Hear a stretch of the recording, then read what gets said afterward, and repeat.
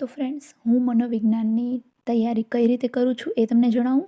તો ટેટમાં જે બાળ મનોવિજ્ઞાન છે, મનોવિજ્ઞાન, વર્ગ વ્યવહાર અને શિક્ષણનો જે વિષય આવે છે, જે ટોપિક આવે છે, એની તૈયારી હું કેવી રીતે કરું છું.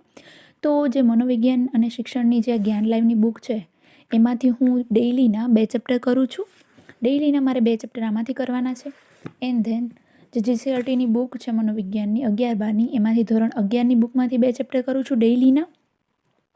પછી એવી જ રીતે ધોરણ 12ની જે બુક છે મનોવિજ્ઞાનની, જે આ બુક છે મનોવિજ્ઞાનની, એમાંથી હું ડેઇલીના 2 ચેપ્ટર કરું છું. એવી રીતે ધોરણ 11ની મનોવિજ્ઞાનની જીસીઆરટીની બુક, ધોરણ 12ની મનોવિજ્ઞાનની જીસીઆરટીની બુક અને જે જ્ઞાન લાઈવની જે બુક છે મનોવિજ્ઞાન પ્લસ શિક્ષણની, એ ત્રણેયમાંથી હું ડેઇલીના 2-2 ચેપ્ટર કરું છું.